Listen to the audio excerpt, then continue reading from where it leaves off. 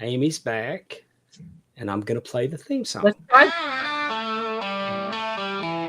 Step into the grand arena where the legends come to fight. Bodies clashing, dreams ignite under the neon lights. Oh yeah, Pondwater Davies, the voice calling every move. Amy, Vaughn, and the trivia getting you in the groove. Oh yeah.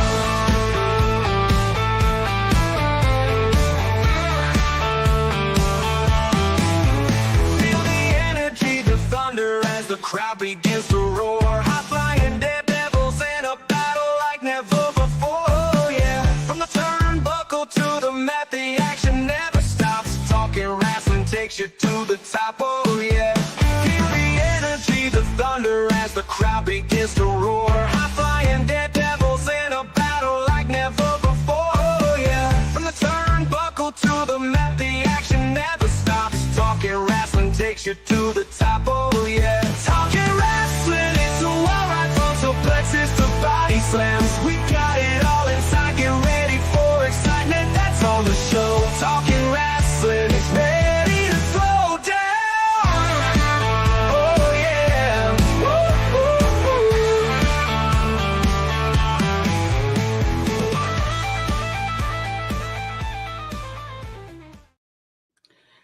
Welcome in for another fun packed edition of Talking Wrestling with Pondwater Dave.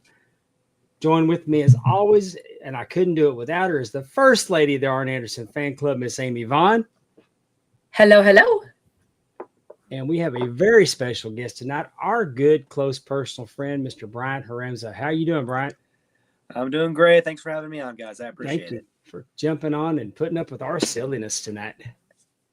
It'll be different being on this I know. side. rather Who's than that just in the sex- chat?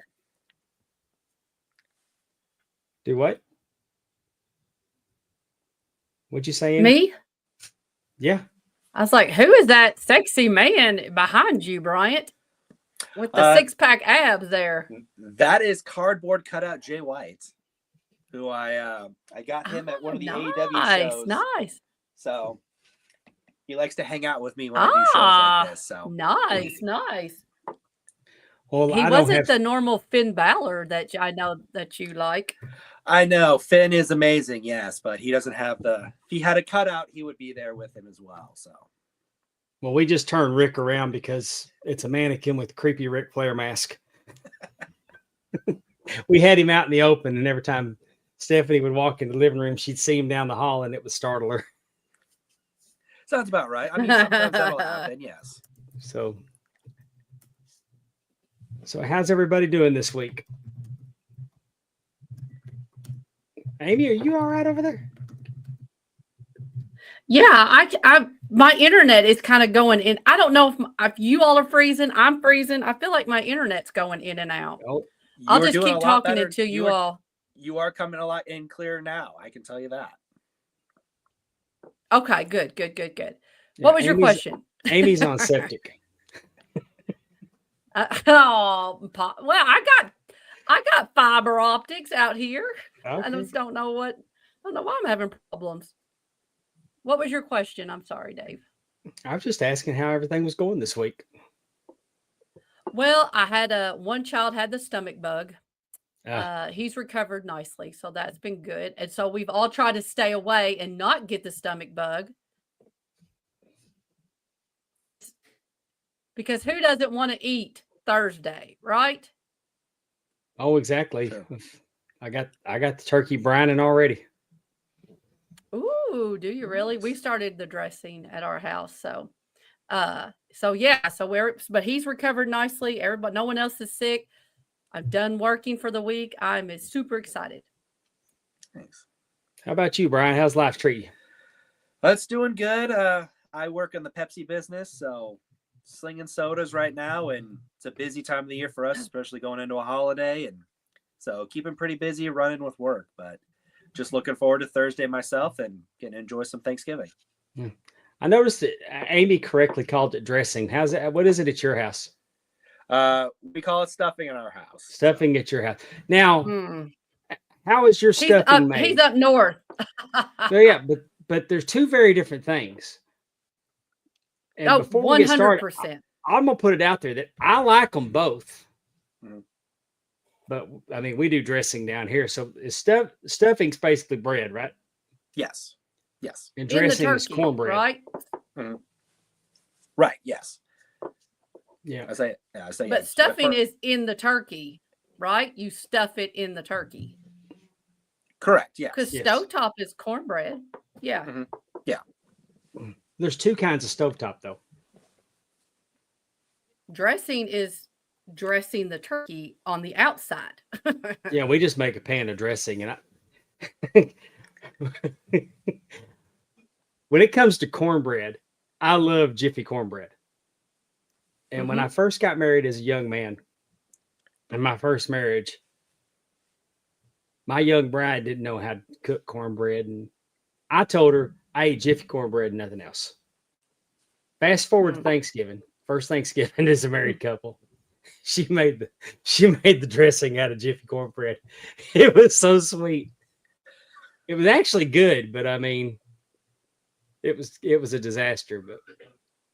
But Did she add the sugar or did she go with the recipe? she made like she was making a pan of Jiffy cornbread. Added all the stuff in to make the dressing, but the cornbread she used was Jiffy cornbread. Which anybody that's ever ate Jiffy cornbread knows that it's like cornbread cake. Yes. Absolutely. A little sweet. All you Northerners, all you Yankees with your stuffing. You said I'm in the middle of the country here. I'm in Nebraska. I mean, we'll go a little more, but like, middle. You're of the country. above us. I think, will but you you're that, above so. me, and you're above me and Dave. That is true. Yes. So yeah, and on those terms, yes, I will be a Yankee then. But I was gonna say I don't know many people that would say Nebraska's Southern. No. True. That is true. And the way I cook my turkey, there's no stuff in it because I cracked the back. I did spatchcock, put it on the grill. I mean, that's how we do it. So there's nowhere for anything to be stuffed in it. Do you like doing it that method, the spatchcock method? I love it. It cooks in 5 hours, and I've done it 2 years in a row now, and the white meat has come out juicier than the dark meat. Really? Oh, interesting. I mean, it's incredible. There's no leftovers. Oh, which normally you can eat on turkey for 2 or 3 days. What's that? Right. What do you do again? I crack the back and press it out. So the back is cracked, the breasts are down. I got you. And then you bake it. Is that what you said? I put it on the pellet. I put it on the pellet grill and smoke it. Okay, you smoke it. Yeah, it takes about 5 hours to bring it to temp. I got you. And I'd never cooked a turkey in my entire life until 2 years ago with the grill, and it came out spectacular. And I used Eric Bischoff's brine recipe, and then last year I just went with the brining kit to make it easier. It was very good. So that's what we're doing again this year. So, are you in charge of the turkey, Bryant?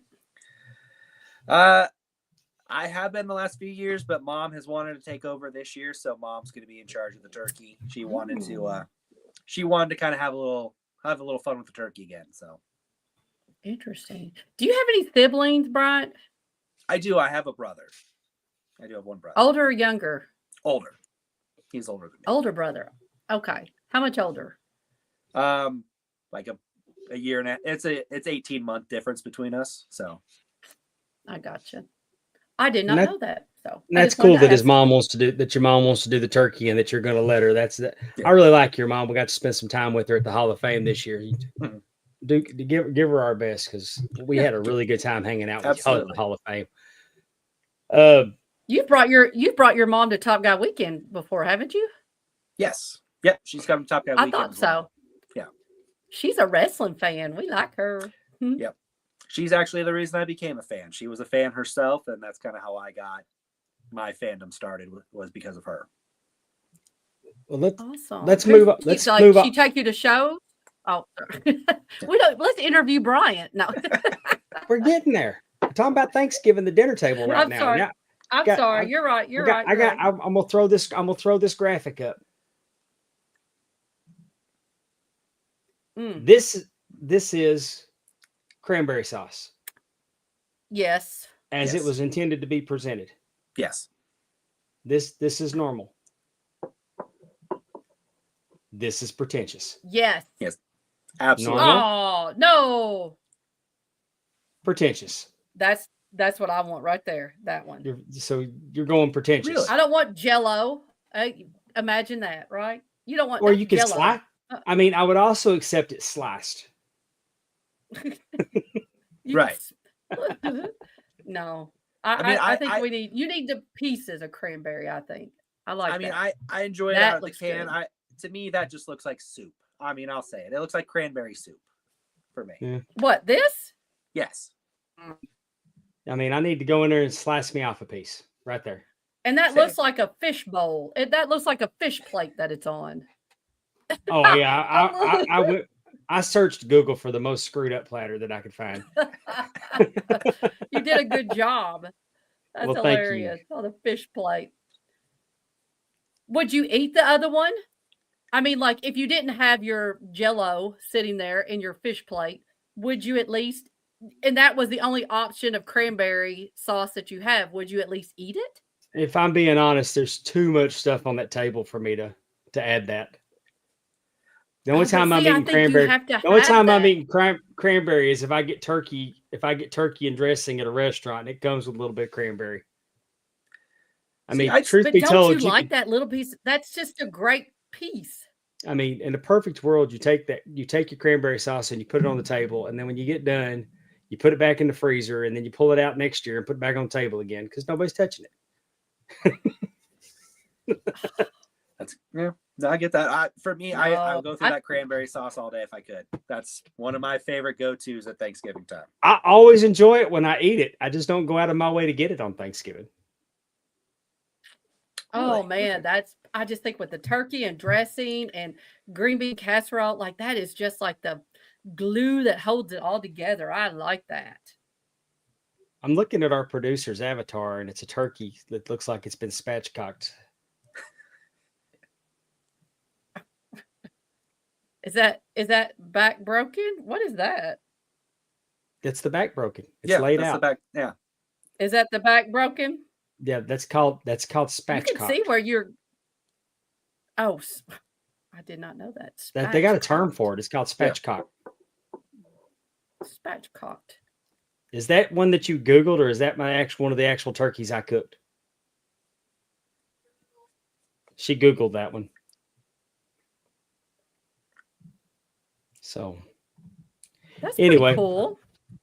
It's a heck of a method, and I'm gonna tell you, the only reason I didn't burn it last year is because I got up to make sure the pellet grill didn't go out, because sometimes they'll malfunction. So I set the alarm. I put it on 11, and I set the alarm for 3 for almost around 4 o'clock, and got up, and it was to temp, so I had to pull it. Wow. But that would be terrible for it to. Well, if you Google a turkey, it tells you how long per pound that you got to cook it. So you go for it. Yeah. But when you spatchcock it, that all goes out the window because it's not all contained; it's flattened out. Mm-hmm. Yeah, because that was gonna be my question, was like, how long do you know to cook it for at that point? Like, it's just kind of all guess at that point. Yeah, you just put a thermometer in the breast. So. And you said you do it about 5 hours? It took 5 hours last year, yes. And ooh, Catherine's going to start at 4. What time do you have dinner? What time is Thanksgiving meal, Catherine, if you're starting at 4? I'm just curious. They must be eating at noon proper. I'm excited about watching football this year because the Detroit Lions are good. Yes. And then I'll be ready for a nap when the Cowboys play, because that's kind of what you need to do at that point. Yeah. They're not good. You remember we did a segment called Bulletproof? Well, I don't have Bulletproof. We did the Bulletproof segment a couple weeks ago. Where, yes. Sometimes I could fall down in a pile of crap and come out smelling like a rose. Yep, you do. Yep. I found out Saturday that I'm not so bulletproof after all. Uh-oh, what happened? I go to the basketball games. And when we go to okay. when we go to basketball, my grandson plays Pee-wee. So after that, then we have, you watch the little kids, the different age groups play, and then the JV plays, the JV girls, then the JV boys, then the varsity girls, then the varsity boys. So pack a lunch, you're going to be here for a while. So I show up, I'm wearing my hoodie because it was pretty chilly Saturday. Mm-hmm. And I have my ear pods because when I'm not paying attention to everybody else's kids playing, I may be on my phone and you never know what's going to come across my feed. So I want the ear pods in so everybody around me can't hear it. Mm-hmm. Right. And anyway, so I had them in the front pocket of my hoodie. Mm-hmm. And I went to the restroom, and somehow or another, when I pulled my hoodie up so I could button my pants, I had my I don't know. All I saw, I heard kerplop, and I looked down, and my ear pods were in the toilet. And I'm looking at them because now a decision's got to be made. Because I'm not only going to reach in the toilet under normal circumstances to get my ear pods. How bad do I want them? I'm going to have to reach into pee-pee water. Yeah. And I'm pondering, and I'm just looking at my ear pods, and the automatic flush goes off, and the decision was made for me. Oh. Well, and then you got to decide you're going to put the earbuds back in your ears with pee-pee water on it? No, I think it was wash them. Yeah. I mean, of course. Well, I mean, in my mind, of course, but in my mind, cleaning them off was the task. Yeah. That was going to be the job, not considering the fact that the water in the toilet probably ruined them anyway. Exactly. That's what I'm saying. I mean, how I like that. How effective could you get that all cleaned up is what We've missed our producer. Put it in your ear. You didn't know you missed your producer. You didn't know you missed her. Yeah. I knew how bad I missed her last week. I bet. We can't do it without her.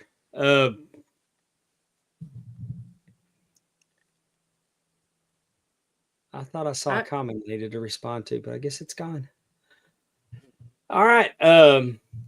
So anyway, not bulletproof and no longer have ear pods. I was about to say, have you bought a new pair yet? Hilarious. No. Well, you still got time for a Christmas list item. So maybe it'll Black Friday's already started. That's true. Maybe I don't know that it's in the cards for me to get AirPods this year.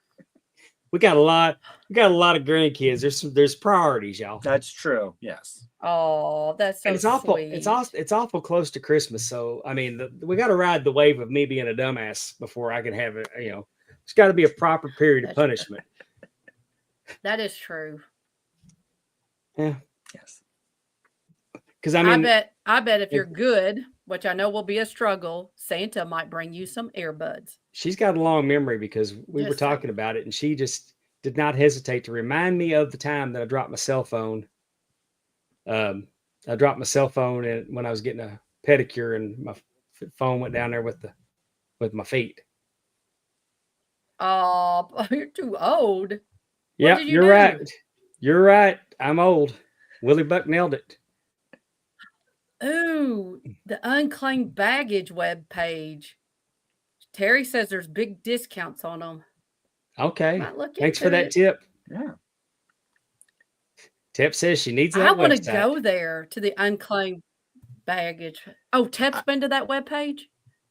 No, she just said I need that web page, that web address. Oh yes. They do a lot. I've heard a lot about that. Where people don't claim their stuff and they just auction it off. These different airports do that. I know. So. Oh, I don't want no used AirPods. You can't be too picky, Mr. They've been in somebody's ears.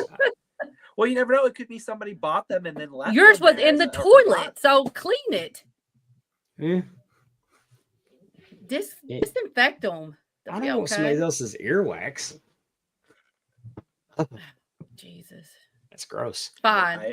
Terry does. He's bought 2 pairs. Oh, no. Terry says, Terry Weaver, T-Weave from the TNA Top 10, along with Allison Faye and Andrew Hermes says, I bought 2 pair. They aren't used. I know that's what you're thinking. Thank you so much for clearing that up for me because I was getting ugged out over here. How are And they not Amy, used if they're in unclaimed baggage? Mm. Okay. Yes. Amy, I gave you some homework last Yes. week. As you drove around your little town in Kentucky, I told you Yes. whenever somebody did something ashholous on the road, to Yes. make a note of the brand of car it is, and I report got you. back Yes. who the biggest asshole in your area is. Not Mhm. by name, just by brand No. of car. I feel like they drive F-150s and they have like the balls hanging off the back. You know, have you seen those? Did you actually Those. witness this week though? Because it sounds like you're stereotyping a bit.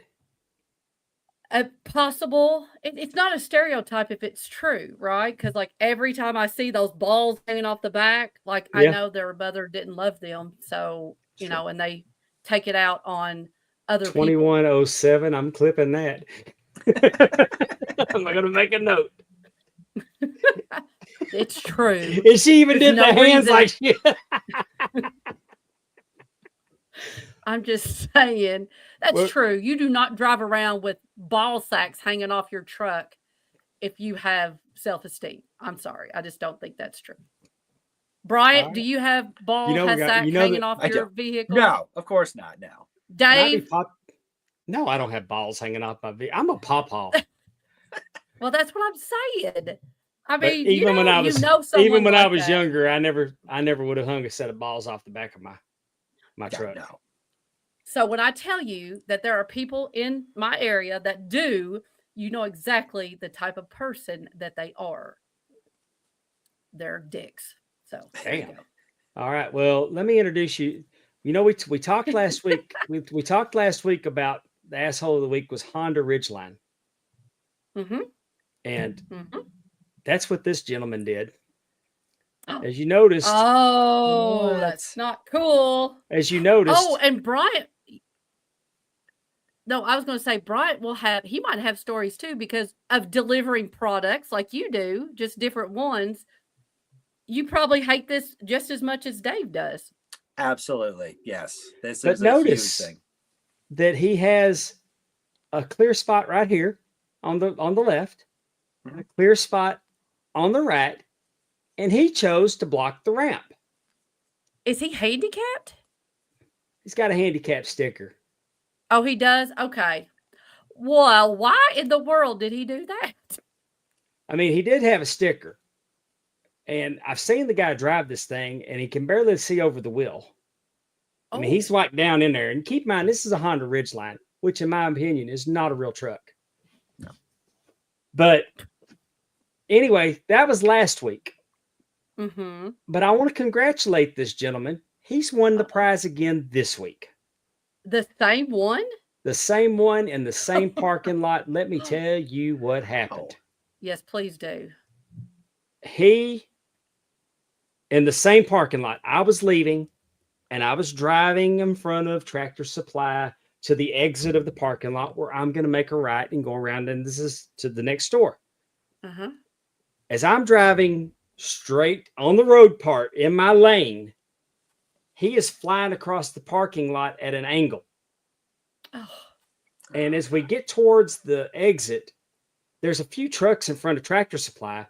So he has to turn, and then he comes right in front of those, down there by those trucks, right in front of me. I have to lock it. I have to lock them up. Now, I'm not going real fast because I'm in a parking lot.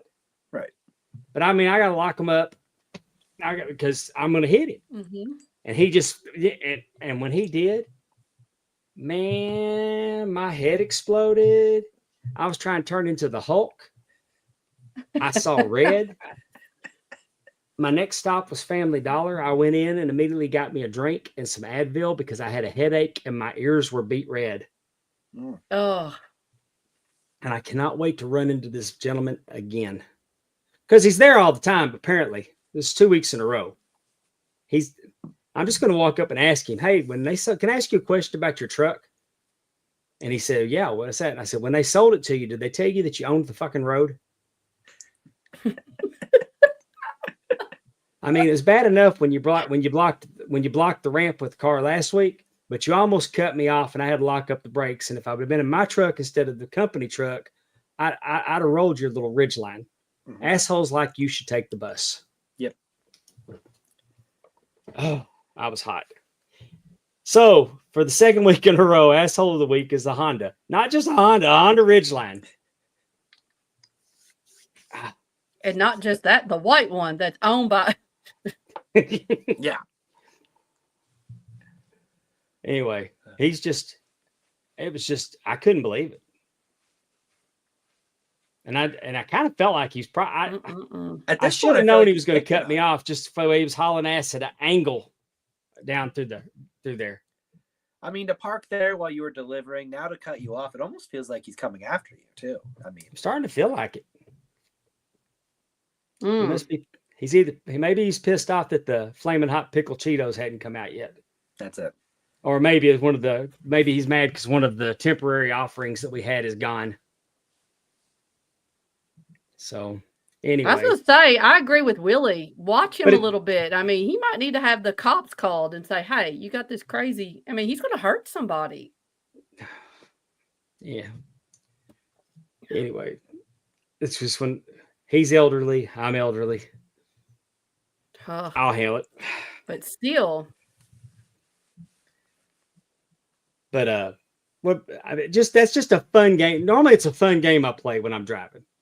Like I'll get to a red Mhm. light, it turns green. I'll wait because somebody's going to run the light Mhm. all the time. Nobody. It's just. I mean, but I pay attention to the cars, and Honda's the clear one in Vicksburg. I'm not barking at clouds. If I would have hit him, it would have been. I mean, Bryant knows we work for the same company. Yep. It was like we're wrong Every time. I mean, even if we had a video of the incident, we're going to be wrong. Yep. Like, okay, sorry that guy did that to you. When you get, I mean, we could get T-boned and we get out of the hospital. We're going to need to sign. You're going to have to sign this level of discipline. We're going to skip to a final because you probably could have done something different. I'm not exaggerating. Oh, Yeah. Lord. Unfortunately, it's true. I know even for like on my side is like we had an incident where I unfortunately was I had an incident where I had wrecked one of our vehicles trying to avoid an incident and turned, and we have it. There's cameras on the corners. They have all the documentation, and I still got wrote up for everything. Yeah. So, heck, I cut off my finger and got a final warning. Yeah. Did Pepsi you for some reason really? is odd like that. Yeah. Cut off my thumb. And didn't Oh. and only missed 2 days. Because after the third day, they would have wrote him up again and he'd been fired. Probably. Yeah, no telling. Does that do you after a certain amount of time, do you go back down, or are you just sitting on a final 90 warning, days. Dave? 90 days. 90 days. Okay. Yeah. Yeah, Interesting. I've never worked a job like that, so I was not Yeah. aware. Well, let's get to Thanksgiving wrestling memories.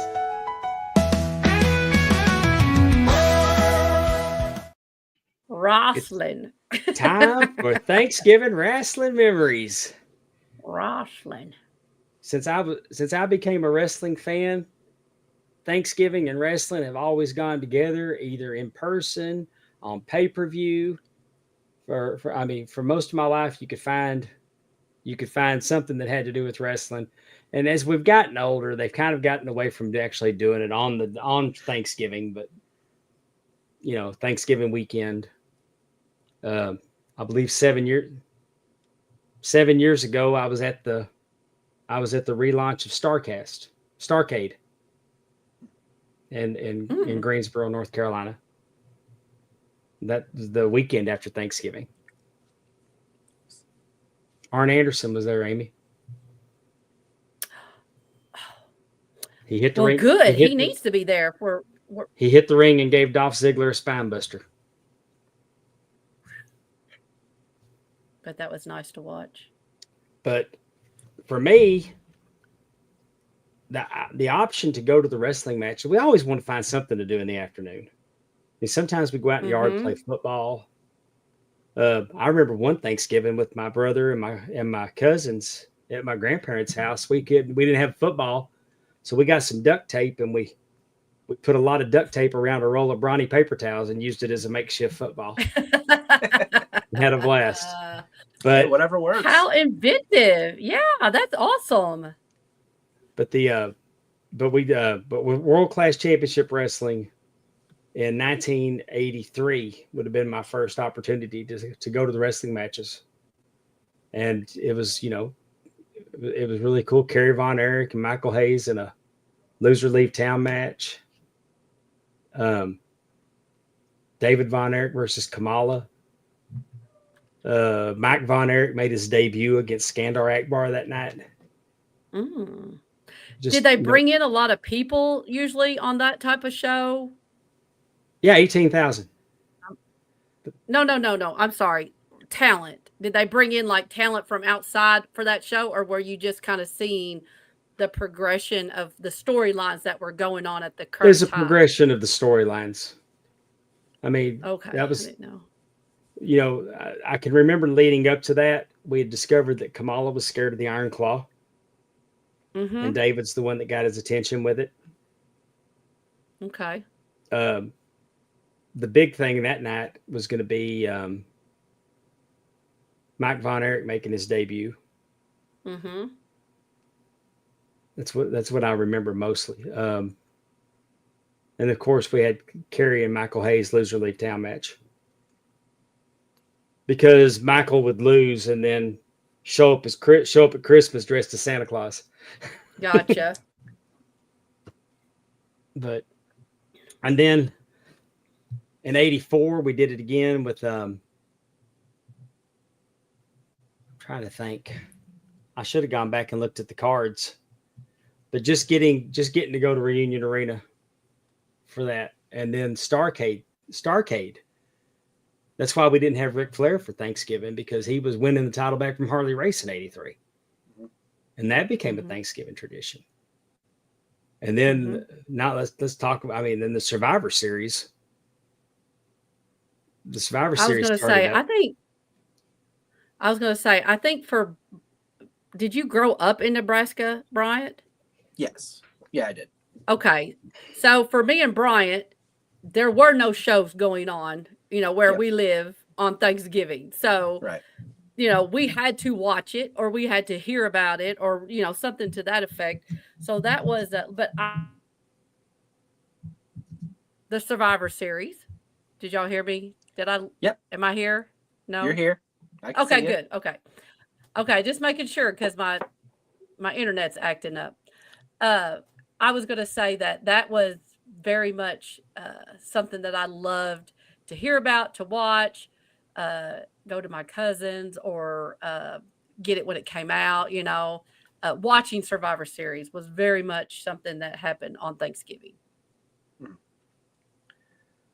No, I'd say that's the same for me. Growing up, it was this, we kind of made that like our Thanksgiving tradition. Kind of, we would sit around and watch Survivor Series, and that became our family event. Was whatever event, and it's always, at the time back then, it was still always, teams of 5 Drive to Survive, and just seeing all the mixed match pairings or teams that were coming together. For me, one of the early ones I remember is still 1993 one, where I don't know why it always sticks out, but it was the team of Doinks versus Bam Bam Bigelow and Bastion Booger and the Head Shrinkers. I don't know why that always stuck out to me as a kid, but I thought horrible match looking back, but it was just so comical as a kid to see all that going on. I didn't pay a lot. Yeah, I didn't pay a lot of attention to the Survivor Series. And then one year I looked up, and it was the Ultimate Warrior, Kerry Von Erich, and the Road Warriors. Yep. And I'm thinking, that's a team. Yes. That's pretty impressive. That's a lot of muscle on a team. Oh, absolutely, yeah. So I think WWE was very successful with branding Thanksgiving Yes. to the Survivor Series. Hmm. I mean, we Well, know that's the season. Definitely. Yeah. Well, and like you mentioned, Starrcade started that way, but once Survivor Series moved in, Starrcade shifted to December, trying to brand itself with Christmas. So I think once that Starrcade had moved, it kind of Survivor Series just took over as that natural event there at that time. And the territories running Thanksgiving and Christmas is nothing new. I mean, that's they did that. Yeah. You could always have, because I mean, I went 82, 83, 84, 85. I'm pretty sure I went 86. I mean, for a while there, I was going every Christmas. I mean, anytime there was a Star Wars card, any reunion arena, I'd hit it. But I did verify that I didn't get my years mixed up, and it was Kerry Von Erich, Michael Hayes, loser leaves town, steel cage match. I also saw Chris Adams defeat Jimmy Garvin for the American Championship, and the Super Destroyers 1 and 2 ended in a draw against the Junkyard Dog and Iceman King Parsons, and that would have been the first time I saw the Junkyard Dog in person. I said, What I year? mentioned What year? this is 83.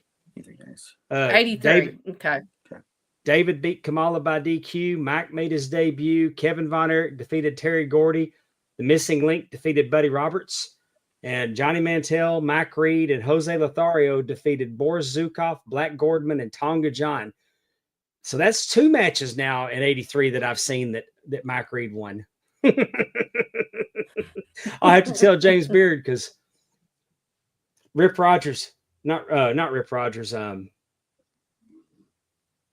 Rock Riddle. Yeah. We saw Rock yes, Riddle. yes. Who we saw it in Waterloo. He wrestled in World Class in 83 a bit, and he lost to Mike Reed, and me and James Beard got to laughing about it. He goes, that may be the only match Mike Reed ever won. But it looks like he got another one. 83 was his year. It was. Yes. So I'm going to say,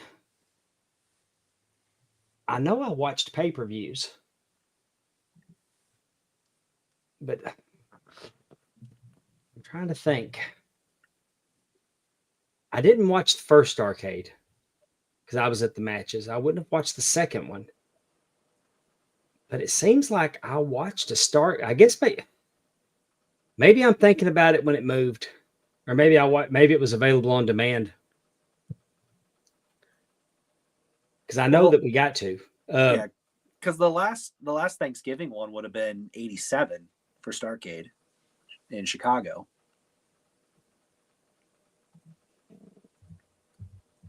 Yeah, and I don't, and the Survivor Series didn't start out as a pay-per-view.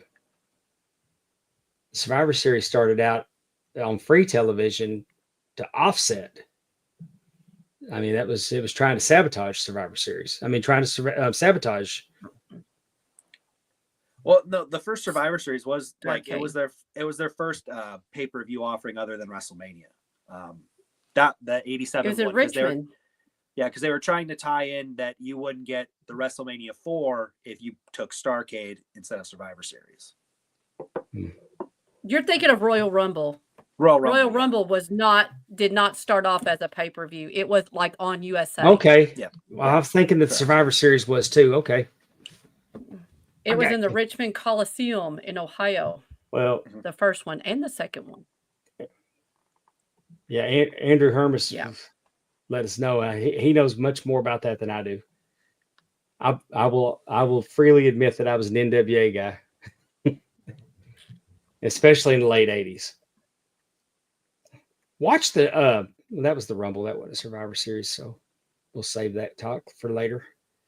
In 84, I went back to Reunion Arena, and things had changed after David died. Chris Adams had turned heel, so we got Kevin Von Erich and Chris Adams, and Chris Adams actually beat Kevin in a no disqualification match. This is coming off of their big match at the Cotton Bowl earlier in the year, where Chris had sent Kevin to the hospital, busted him in the head with a chair. Oh, One of my favorite matches, and this is probably my favorite match that night. Terry Gordy defeated Killer Khan, and Kerry Von Erich was the referee. And when all the outside interference happened, Kerry and Terry Gordy were fighting side by side. And when the match was over, Kerry offered his hand to Terry Gordy, and Terry Gordy kind of looked at it and smiled and just kind of begged off, said, no, we're not going to do that. And he left. yes. So he kind of laughed about it. And Mike Von Erich defeated Gino Hernandez by disqualification for the Texas title. Ooh. So Mike didn't win the championship. Kerry Von Erich and the Iceman defeated Jake Roberts and Kelly Kaniski. We had Jake the Snake in the territory. The Fantastics, Bobby Fulton and Tommy Rogers defeated the PYT Express for the American Tag Team Championship, which made me very happy because I don't like Coco Ware. Bobby Fulton defeated El Diablo Grande. Not sure why Bobby Fulton. I'm not sure why Bobby Fulton did double duty that night. I was going to say he would have been doing double duty then if he was doing. I don't tag match remember as well. this. I don't remember this. It's probably on the television show, but I can't imagine why on a Star Wars. Somebody may not have showed up. We had Chick Donovan defeat Skandar Akbar by disqualification. Stella Mae French defeated Nicola Roberts in a singles match. That banger went 3 minutes and 20 seconds. And the Missing Link, otherwise known as Baby Doll. The Missing Link defeated Buck Rock and Roll Zumhoff, who now I believe is serving a long stint in the penitentiary with I don't think so. being a world-class dirtbag. Say that again. My internet cut out. Who is serving time in the pen? Buck Rock and Roll Zumhoff. Why? I believe he likes children. Nice. The bottom bitch Jones in prison, I hope. Well, I was going to say, they love child molesters in prison. So That's what I hear. So with these Thanksgiving Coach cards, Dave, I was going to ask, with these cards, do they normally tape these, or are these just kind of like just the local kind of house show for the night? No, the Reunion Arena cards would have been taped. No, Reunion Arena was taped. Okay. They all were taped. The Reunion Arena shows were part of the syndicated Dallas program. Okay. So you could go watch these Star Wars cards, and you probably wouldn't see every match, but they'll get 2 episodes out of it. Right. Sometimes they'd go 3 episodes. But in Fort Worth, if Star Wars was at Tarrant County Convention Center, then that would have been on the Fort Worth show. And sometimes they would show a match from it if something significant happened. But that would not have cut unless they had it and decided to skip the Monday Night Will Rogers card and use that show for Saturday Night Wrestling. But normally you had to go to Normally you had to go to Fort Worth to see the good matches. Okay. The syndicated program in Dallas was different because it was going out to it had a pretty good reach because it was on the Christian Broadcast Network. Right. So anywhere Pat Robinson was, they had world-class championship wrestling. So when you hear about them, they had a presence in Pittsburgh and they had a presence in Colorado. It's just because it was syndicated and CBN had the first pick. Right. For those programs. And they were pretty much, there's lots of violence on them, but they were family friendly for the most part. Right. So I told y'all mine was Terry Gordy and Killer Khan. If Coach Keith was getting it in Philly, do you have a favorite Thanksgiving wrestling memory? Just one in particular that stands out? Brian? For me, it would probably be part of my true fandom. I admittedly am a very big Bret Hart fan. So for me, it would probably be the 1995 edition of the Survivor Series, watching that with a family. And it was the night Bret ended Diesel's 1-year reign with the title. The match was completely different match. It's one of my favorite Bret matches of his career. And I can remember as a kid just being so excited, but you know, you don't know what's going to happen when you're facing Diesel, and just that match and kind of just that family environment of watching it always sticks out for me. Tim Robinson says the gobbledygooker. Yes. Hector Guerrero's over with me. I'm going to have to go and look for that because I wasn't aware, like I said, and y'all know that Bret Hart's not, I can't imagine Bret Hart and Diesel being, they don't, I know, I just don't see them matching up well. That's why.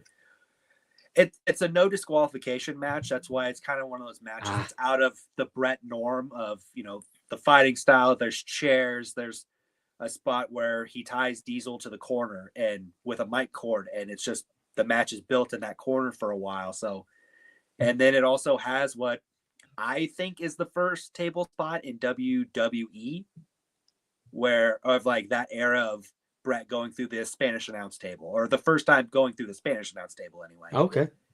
So, but it's a completely different Bret match, and that's one of the reasons I like it so much. We'll definitely check that out. Maybe we can get that on. Maybe we can get that on Eras over on the Ram Network. Oh yes, you should definitely do that. Andrew says that Bryant's correct. First table bump. Is that or when we say table bump, are we talking about table bump that's like the Spanish announce table, those kind of announcer tables? Yes. Because it seemed like I remember Harley Race getting hurt on a table. Harley went for the headbutt on Saturday night's main event. Yeah. But it was one of those where like the table didn't break. It just kind of flattened out for him. But this is like the first, like, think of like a Sabu table bump. Gotcha. And that's kind of the first one on the WWF programming at the time. Kevin Davenport says Bret and Diesel, oil and water. Yeah, I mean, those were not the two that I think of for a classic matchup. No. Because they had a match earlier in the year, and I mean, it was really bad. It was a bad match. I'll even say it. It was a bad match at the Rumble, and this one just far surpassed it. Well, when you said that Diesel was a champion for a year, it kind of got me because I'm like, really, that? Because I can't imagine a world that they kept it on him that long. Yep. So I mean, I knew he was champion, and I felt like he might have been champion more than once because I remember. See, I saw him beat Bob Backlund for it. Yep. And that's how the reign started. He started his reign right after Survivor Series of 94, beating Bob Backlund, and then held it for the whole calendar year until Survivor Series of 95. Okay. Wow. That's just me not watching WWF on a regular basis until the Attitude Era, because I was, like I said, I was an NWA guy, right? And I mean, they didn't even hold my attention when Flair jumped. I mean, I watched the Rumble. I was in and out on it, but it wasn't my. I guess at that period in the early '90s, I wasn't watching wrestling as much as I had. Right. I was very casual. Mm-hmm. What about you, Amy? What did Arn do on Thanksgiving? I tell you what, I really liked the Survivor Series '88. I think that was one we talked about last week, because it, again, as a young child, watching the Mega Powers, that was really fun for me. I love Miss Elizabeth. So in '88, you had the Mega Powers against whoever, Akeem and Big Boss Man. Demolition, even though they were bad, they had their own team. I mean, I just really like that. I think I really like that show. I've seen it more than once, just out of fandom watching it. I think that one, if I had to say I had a favorite Survivor Series or memory, it's watching Survivor Series '88. I like that one. Well, I wish we had the option after everything was said and done on Thanksgiving to have some wrestling matches. I think that would, on pay-per-view or I'd really like to have, the ability to go to the arenas again, but it's unfortunately not I don't know. I don't know how they would do it in this day and age. But back then, Right. Well, and WWE's kind of doing it now with not doing Survivor Series on Thanksgiving, but the Thanksgiving weekend. They're going the Saturday after. They've done it the last couple of years now, and I think that's kind of the way that works, because then you could still do the family and then travel and do everything that way as well. And I'm excited for the Survivor Series. I mean, I think I think actually putting War Games in the Survivor Series stays with the theme, but gives it a fresh coat of paint that it needs. I mean, I liked it last year, and I'm looking forward to it. I'm really looking forward to it this year. See, yes, I do love that. But then again, you get into that same problem where, okay, it's November, we need a war game, and like all of a sudden, I mean, not this particular because you've got the blood. I mean, they have a storyline that will kind of run into it, but it's sometimes, they like with the women, like, Yeah. do they really hate each other? You know what I'm saying? Like, are we really, if it wasn't November, Yeah, they hate would each this other, match? Amy. You know how y'all be. Oh, well, I'm just saying, and just in November, right? I mean, oh yes, but I just that's the only thing that I hate when war games or like the Hell in a Cell match when it kind of gets stuck to a certain pay-per-view or a certain month. It's like, okay, we've got to fabricate some, um, some matches or some hatred because we got to get this, we got to get war games, so we got to do some angles that weren't there 2 weeks ago. So I don't know. I'm not a huge fan, but I do The like women's issue doesn't seem as strong as the men's for this. definitely. You feel like they just took all these single rivalries and just tried to squash them into one match. Exactly. I think something big's going to happen. There's going to be some turning. We're going to build an angle for WrestleMania. The road to WrestleMania starts with the women at the Survivor Series.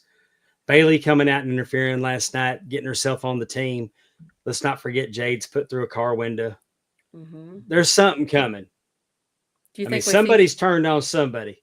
do you think we Terry see Lee Charlotte? is the debut of The Undertaker is probably his favorite moment. That's a big one.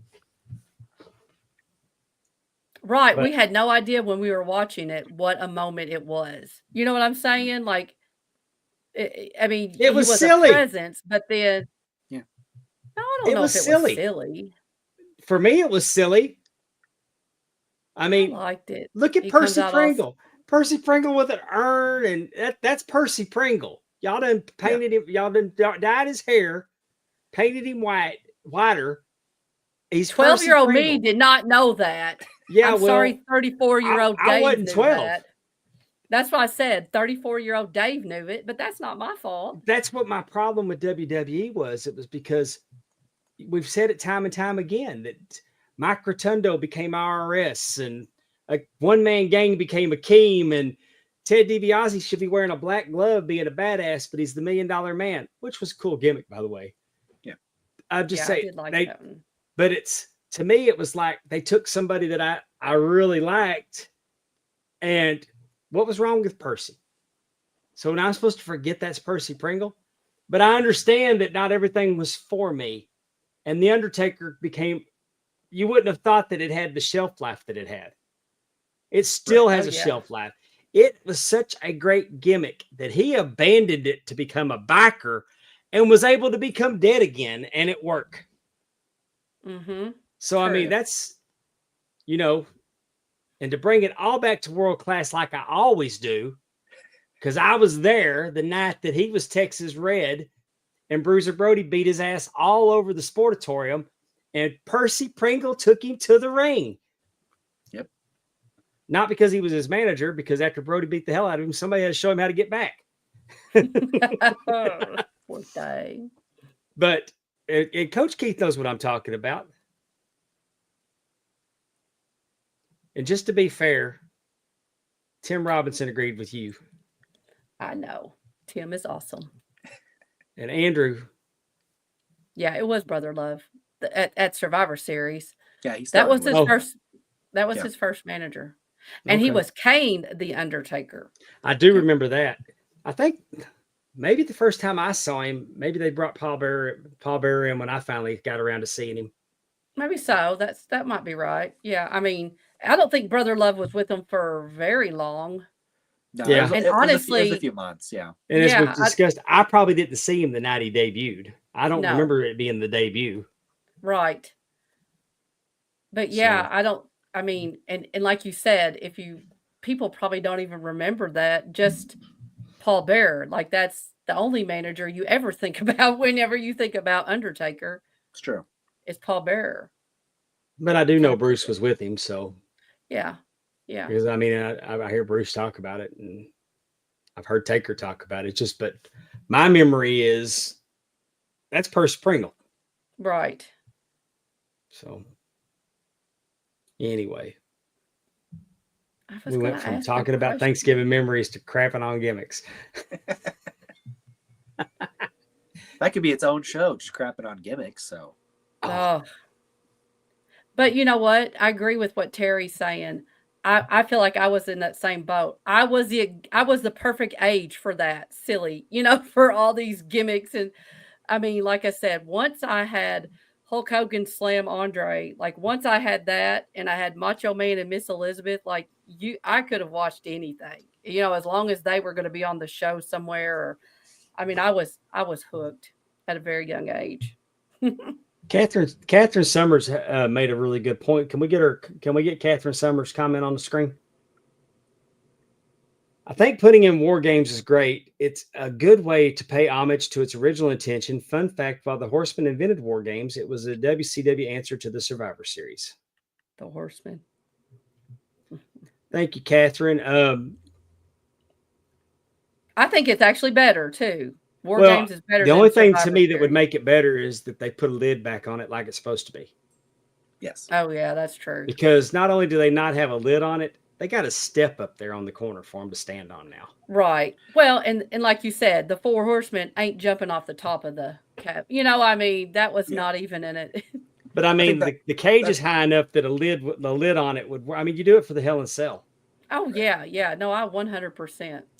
I think just they're looking for that high spot of somebody jumping off the top of the cage now. That's Yeah, all I they're know. looking They for. They're gave looking for the Cody a clip. diving board. Yes. Yeah, it's not really. I mean, what was it? Kyrie Sane? Is she the one that came off the trash can? Yes. Was Yeah. that her? I thought so. That's a heck of a spot. That was Yeah. impressive. I'm not saying that I Pretty hate cool. it all. I'm just saying that When you have to get everybody lined up and they're all looking, I mean, it kind of takes away just. but a anybody that tad. can jump up to flip off of a cage with a trash can on is pretty impressive. That's I impressive. 100 agree. I 100% agree. Yeah. So anyway, Thanksgiving that it's just it was a good time. Takes me back. Me and my brother go to the wrestling matches. Is that Ike? And, oh yeah, I only got one. Yeah, Oh, you only have one brother? I do. I did not realize that. I guess I should have known that. And I knew it was Ike. Yep. Ike's the one that got me into all this. I know. It's his fault. So I don't think he knew. I don't think anybody knew. I mean, that's been 42 years. Does he collect belts like you, Ike? No. Or anything wrestling promotional like you do? No. No. He's got, I think he might have some memorabilia, but he didn't have belts and all that. He's not the man child that I am. He's immature, but he's not the Man child. He's not the man child that I am. He works out and I don't know what all he does. Oh, Devin Dowling says Full Gear was awesome. It sure was, and we're fixing to talk about it. It's our topic, our main topic. Can we stay on topic? Maybe we doubt it, but we try. Oh my God, that's hilarious. We'll try to stay on topic, but we probably won't. But we'll try. I love it. You missed that last week, didn't you? No, I did. I just love. I was listening. I was like, oh, I really like that graphic, and then it was like, we're probably yeah. I thought that was funny. Well, We'll try. this past Saturday night, AEW, I may have gone early into Sunday mornings for some of y'all. Mm. They put on the marathon that was Full Gear. I had the pleasure of watching it with my wrestling friends. And as we can see here on the graphic, we had, all the stars from AEW were out. Mhm. I'm not going to talk. Okay. I'm Who not are going to these talk people? about the undercard, Okay. but I'm going to talk about this Yes, please do. because I owe Big Boom AJ and AEW an apology. First, Because before you apologize, tell me who are these people? Are these real wrestler people? Or are they? Who are these people? okay, the wrestler guy, the guy that wrestled QT, that's Big Boom AJ, Okay. and the kid is Big Justice, Okay. and then they got another one that's smaller. And that's the Rizzler. Is he a kid or is he like a little person or No, what he's do a you mean? kid. No, he's a little kid. Yeah. So there's two kids and an older man. Did you not watch the video? I sent you the link. But what are? Yeah, but I still don't understand. And they work at Costco or they? No, they like what- Costco. You know how Jay-Z Flair is about Yes. Bojangles? Yes. They've done the Okay. same thing, and they've latched on to Costco. Is AJ their dad? AJ's the dad. Okay. He's got a thing for the cookies. What they call them, double chunk, I think. Okay. Yep. I don't go to Costco, but after seeing the chicken wrap that Big Justice had, I Okay. might want to go check that out at Costco because it looked a lot better than the hot dog I get when I go to Sam's Club. But it's only 49 cents. So But they've started this song. We bring the boom. We bring the boom to you. We bring the boom. It's an earworm. I got you. It is an earworm, but it's become very, very popular. But for some reason, stays off my FYP. So they're not as viral to me. Right. But they've got 12.2 million followers on TikTok with over 72 million likes. Because they sing songs about being at Costco. Is that? I don't even know they mentioned Costco except for the cookies but they call themselves the Costco Boys. Okay. And are they wrestling fans? Is that, or do they do something about wrestling in a video? Big Boom AJ is an independent wrestler. Okay. Years and years and years ago, and he knew QT Marshall. They crossed paths. Okay. Okay. So QT, from what I understand, pitched the idea, and trust me, they did more for AEW than AEW did for them. Okay. Okay. AEW made that man's independent dream come true. Oh, okay. Okay. Okay. Good. But trust me, that they were out promoting it. They've been on the Tonight Show, but they were making the rounds in the media promoting AEW. Oh, they were promoting their match. Okay. Yeah. Cool. Okay. And they are huge. Now, I didn't like it from the get-go. Okay. I mean, I was just kind of like, why are we doing this? Mm-hmm. But now I understand why they did it, because I also didn't realize how big this had got. I mean, they could have brought in Justin Danger, Nunley. I mean, there's so many social media sensations that you could have brought in, but this made sense. And I didn't know when I first heard it that he actually used to be an independent wrestler. I got you. And that he knew QT and kind of, okay. Right. So as it got closer and it wasn't going to be on the pay-per-view, right, I kind of started understanding it. Conrad championed the cause that this isn't for us. This is putting new eyes on the product. Yep. When's the last time you ever watched the pre-show? Yada, yada, yada, yada, yada. And out of morbid curiosity, I watched 0 Hour. Morbid curiosity. One, because Jeff Jarrett was hosting it. And I was hoping that Jeff Jarrett was going to hit one of them kids with a guitar. Oh man, because they're from Jersey. I know. They got that Jersey Shore accent going on, but they're likable people. But I'm applying the same thing that I for Big Boom AJ that I apply to Logan Paul and Bad Bunny and anybody else that comes from the different world into our world. Mm-hmm. And he didn't do anything to embarrass the business Gotcha. or himself. It was a great match. QT Marshall doesn't get the props he deserves. Sure. QT He's a Marshall. trainer too. He's a trainer. Yeah, he's a trainer. Yeah. But people overlook. I mean, when he was part of Team Cody, and his heel turn on Cody didn't work because I don't think people fully appreciated. They didn't build QT up big enough. Right. Because when they turned, so what? Because he was perceived to be so far below Cody. Yep. Right. Yeah, Because I you get that. didn't build him up properly. I think that if in hindsight, and it's easy to book in hindsight, maybe that they should have built QT Marshall up to where he was having a hell of a run and he got too big for his britches and didn't need Cody anymore. Mm-hmm. And then he just forgot where he came from.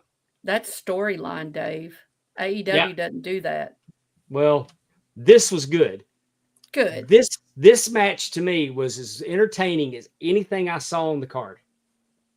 Awesome. And I apologize. I apologize for being negative about it from the onset. And we're living in an era now where people with a huge social media following are more beneficial to promoting a product than I mean, I think that Big Boom AJ did more for AEW than Stephen Amell did for WWE when he fought Cody. It's true. I'll give you that. I mean, and it's the same thing. They could bring the Hawk Tua girl in to have something with Julia Hart, and it would work. Don't do that to Julia Roberts. No, I'm just throwing it Julia out. Hart. I mean, Well, I'm Julia thinking of Roberts. somebody that's small like the Hawk Tua girl. AJ had a broken foot too. He's going to be out about 6 to 8 weeks, but he's supposed to be back in AEW. I got no problem with him coming back again. I don't want to see him every week. Right. What's he coming back to do? Like, is he going to start wrestling? Maybe he's going to bring the boom to somebody else. How come the youngest one isn't in this picture? Was he there? The Rizzler was at ringside with Paul White. He was also supposed to be the surprise for the match. They weren't promoting him until last minute. Yeah. Okay. I don't get the Rizzler. I haven't seen the Rizzler separate. I don't understand it other than he does the lip thing and then he's got his little he's a kid, right? Right? Yeah. He looks like Dave Silva Jr. How old is he? I don't know. Oh. No idea. But everybody was excited to meet the kid. Oh, Rizzler is a nephew. He's not a son. Okay. So Big Justice, Devin. So Big Justice is Big Boom AJ's son.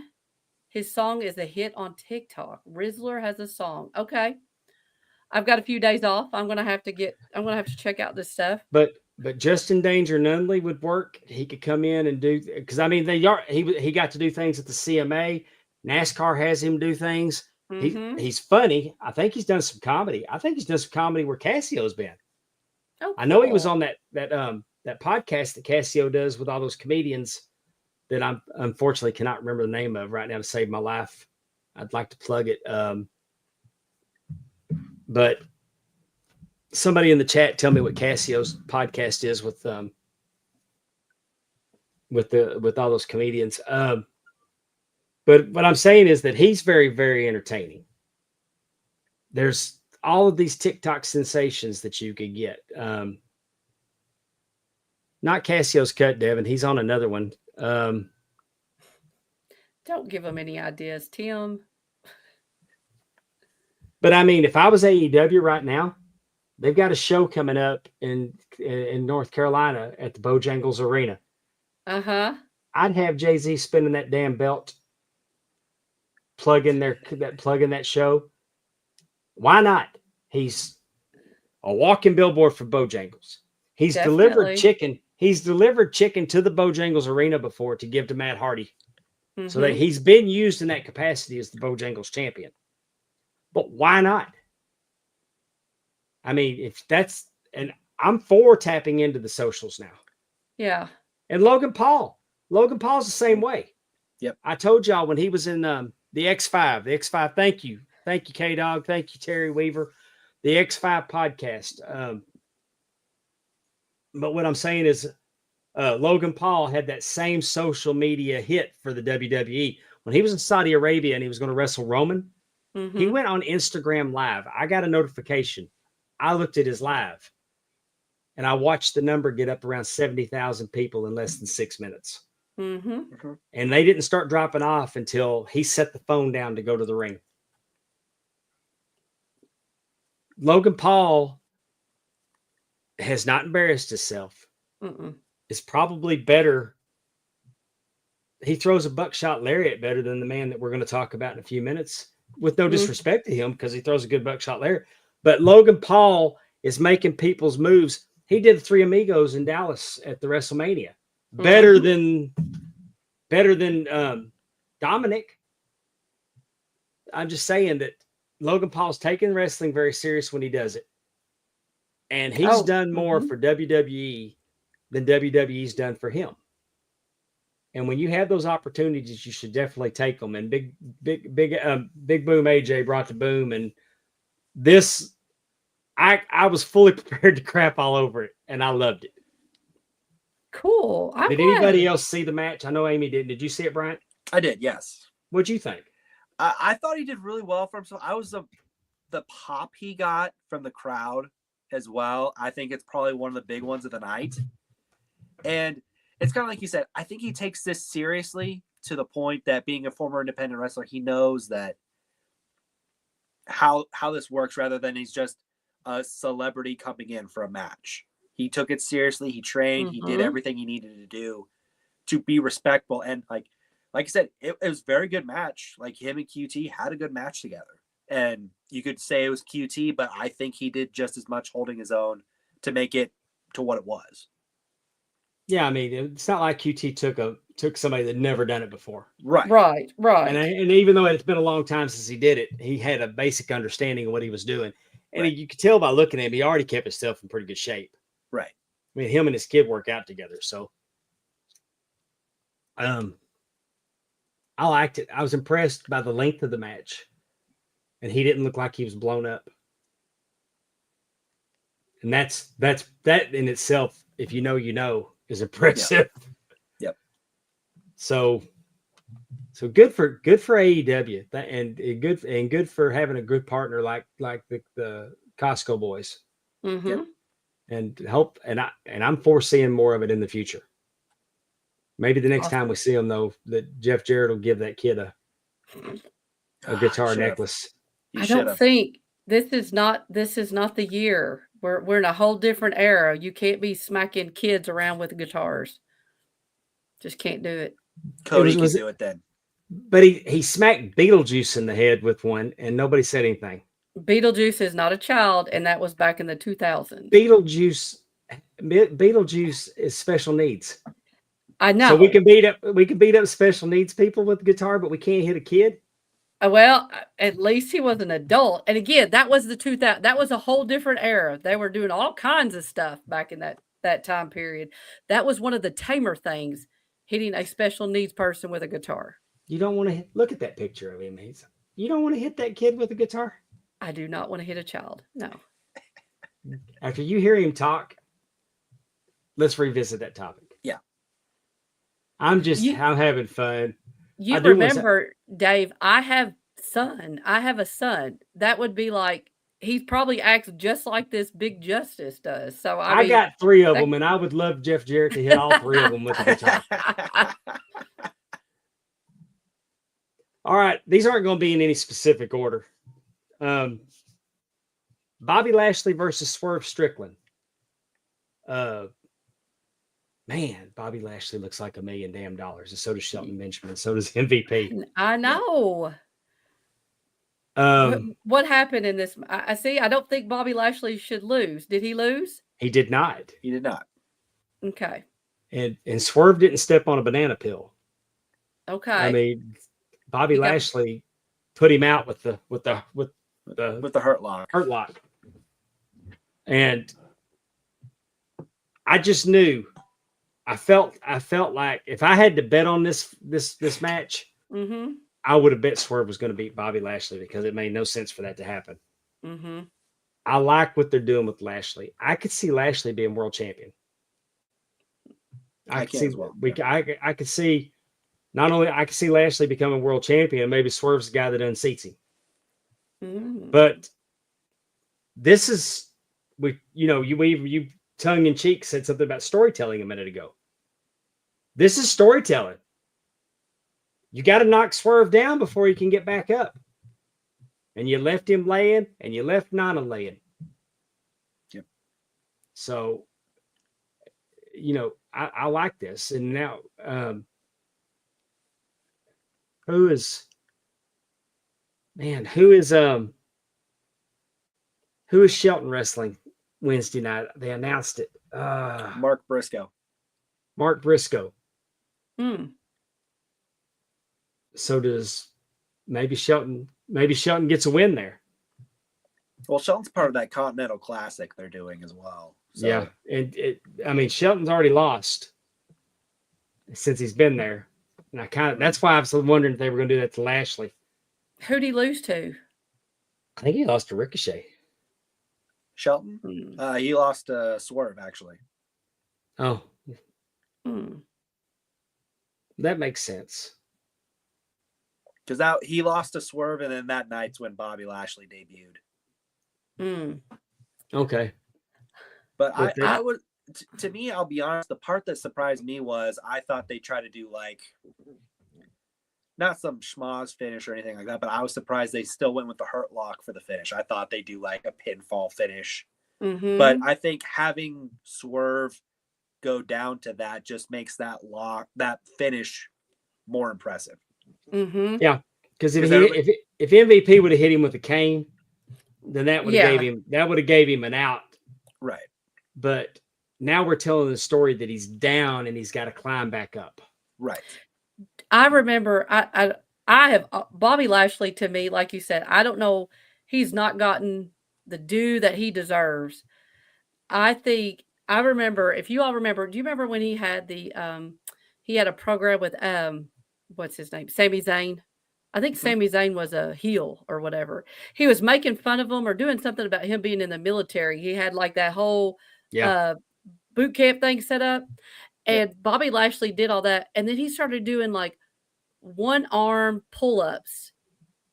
I don't know if it's the vision of him just doing one arm pull-ups, just looking at Sami Zayn. It was just like, man, that he is a true badass. Like, yes, I don't know. There was something about that scene for me. And that was just like, I was hooked. I just think he's amazing. And I'm so glad that he won, and he's maybe, like you said, going to get some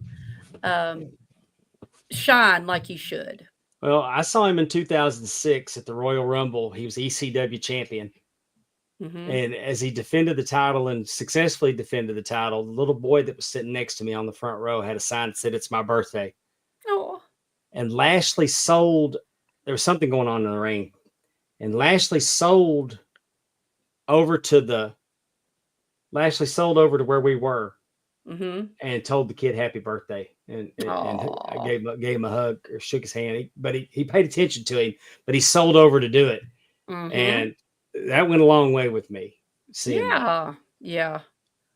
So, I mean, I've never forgot that whenever I see a wrestler go out of their way for a kid, Mm-hmm. and you're seeing it more and more now, but in 2006, you didn't see it a lot. Mm-hmm. So I thought it was a good match. I'd give it 3 jars and a mouthful. If y'all don't know, my jars are stars and mouthfuls a half. So I gave it 3.5 jars. of Pondwater for that, and I thought it was a really good match. I can't poke holes in it. Um, referee threw Shelton out, made him leave. So, and hey, let's give a shout out to MVP. He had a great showing at Josh Barnett's Bloodsport. Yes. Mm. And MVP's out there killing it on the indies as well as working for AEW. But Good deal. if you're not familiar with Josh Barnett's Bloodsport, I guess it's a work shoot, but there's no ropes. It's kind of like what Raw Underground was. Yeah. There's no ropes and they're getting in there, and he had a good showing against Josh Barnett. So the clips I saw from it was really impressive. Let's not forget that he's not just a manager standing out at ringside. That MVP's still a badass. Definitely. This kicked off the show. They started coming to the ring at the end of 0 hour. We had Private Party defending their titles in a 4-way against the Outrunners, the House of Black, and the Acclaimed. And they successfully defended. I'm going to be honest. I was trying to get the pay-per-view authorized. Got it tied up in 0 hour. And at the last second, I'm like, oh, shit, I got to get this thing authorized. So it took me a minute. And there was a lot going on. Not a fan. No FTR. Just saying. There was a lot going on in that match, but Private Party managed to hang on to their title. Brian, what'd you see out of this one? To me, I think you're planting the seeds. You saw the rift beginning again with the Acclaimed.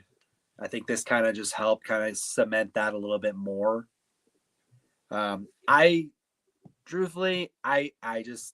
still don't understand the Outrunners. I mean, I get what they're going for, but I think this, and I truly, to me, Brody King's a star in the make. He should be a solo star to me. And I liked how they showcased him as the monster of the match. Like everybody ganging up on him all the time. And I think that kind of helped tell the story of him as the top guy in the match for a lot of it. So, well, let me say this about the Outrunners. I absolutely love them. They're 80-rific. Yes. Mm-hmm. They are a mixture. They are a mixture of the rock and roll RPMs. I swear the one guy, the blonde, reminds me of Mike Davis. I love he reminds me, it's a mixture of the rock and roll RPMs.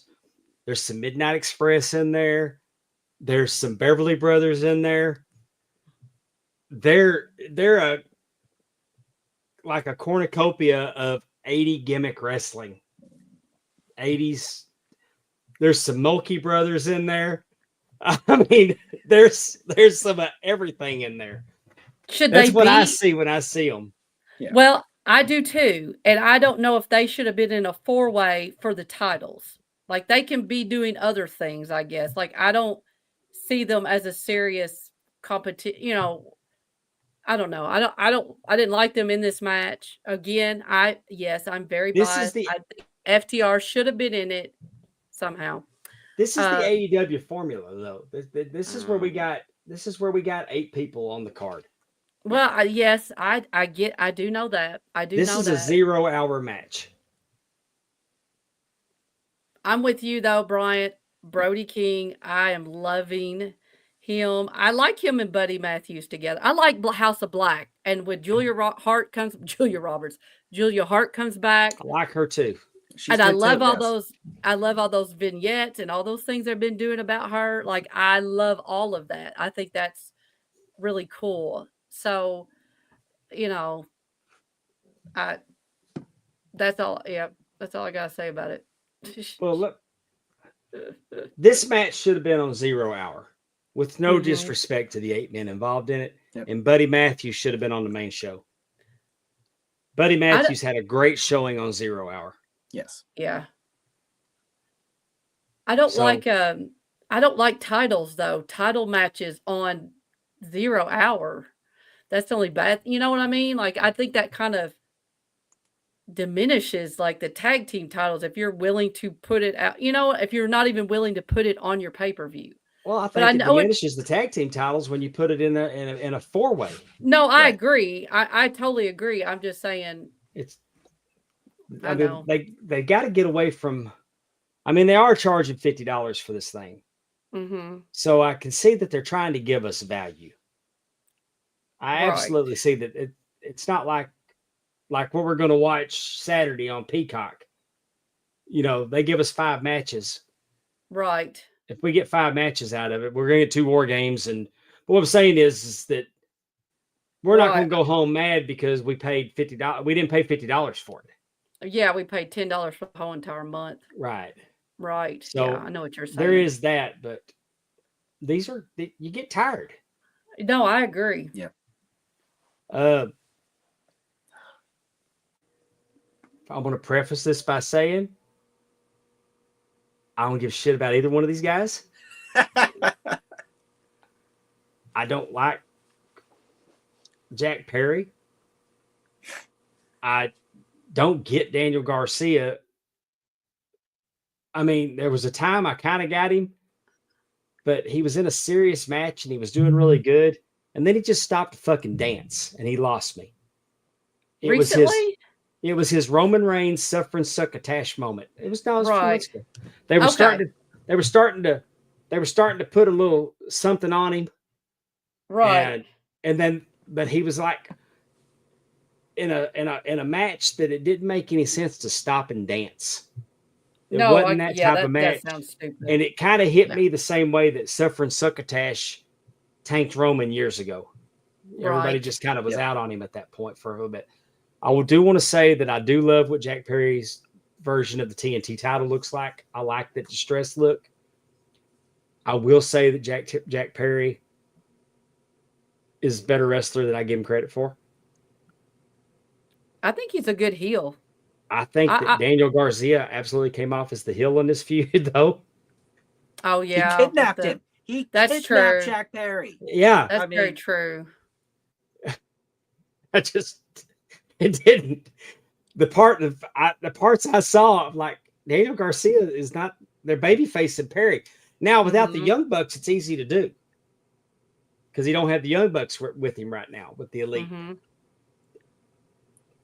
I like this match, and quite frankly, was surprised that Daniel Garcia won the belt. A good 3-jar match for me. Mm-hmm. I'm not going to shit on this match. For me, the thing that I always go with for Jack, I think he knows how to portray a heel. I always think he doesn't know how to wrestle like a heel enough. Mm-hmm. He hasn't really changed much of his style from when he was Jungle Boy. Like, I want to see more of that heel tendency come out of him when he wrestles. But I also, like, he doesn't have that real I want to hate him mentality, other than in Chicago, obviously. But I don't view him as, like, a full heel. Like, he doesn't, like, I even feel like in the match it was flat because, like you said, I have no reason to go against Jack Perry. And Daniel Garcia, to me, is much like Wardlow. You start and stop him too much that I've lost my interest in him because you build him up and then you just drop him. And then you try to build him up and then you drop him. And I'm like, Right. Jack Perry's gimmicks to me like he don't care. But you know how Orange Cassidy really don't care? It's not the same. It's like the opposite side of the coin that he don't care, and it's hard to get interested in him. It's like a prick who doesn't care. Like he's a prick to me. But he's not prickish enough. Well, Right. yeah, I could see that. Well, that's what I said. I feel like he's trying to play heel, not be a heel. Yeah, he's kind of like Orange Cassidy MJF. And if we've already got that, what do we need that for? Mm. But he's very talented. I thought it was a good match. Mm-hmm. I'm going to give you that. I'm going to quit crapping on him because of, the whole CM Punk deal. Right. Which, to me, in my mind, is a catastrophic moment in AEW history. I truly, genuinely feel like that everybody's fortunes would have been different if Tony would have cut bait with the Bucks and Jack Perry and kept Punk. Or stepped in when he should have stepped in. I 100% agree. I mean, he should have cut bait and stayed with Punk. But that's another talk for another time. It's like I gave him a compliment. I had to slap him. But it's a good 3-jar match for me. Yeah, it was still a good match. Yeah. Did you see this? Did you see this, Amy? No. Okay. I'm sorry. No, No, it's didn't. fine. I'm behind. So behind. All right. For the TNT Championship, Mercedes Moné versus Chris Statlander. Camille was not at ringside. She was dressed down by Mercedes. Dressed down hard. I mean, so that is recycled MJF Wardlow. Mm-hmm. Yep. That does nothing for me. Mm-mm. I mean, I want to see Camille turn on her. Yeah. Y'all know that I've said it time and time again that I don't think Mercedes Moné is a good wrestler. I think she's a good sports entertainer. I think she thrived underneath the WWE umbrella and in that environment. But when she came out of that environment, she got hurt in Japan. She got hurt. I mean, she stayed hurt because the style that she wrestles is not, and the style that she's now wrestling don't go together. Right. Having said all that, this was her best match that she's had since she left WWE. Absolutely. Now, I tried to say that Chris Statlander got a good match out of her.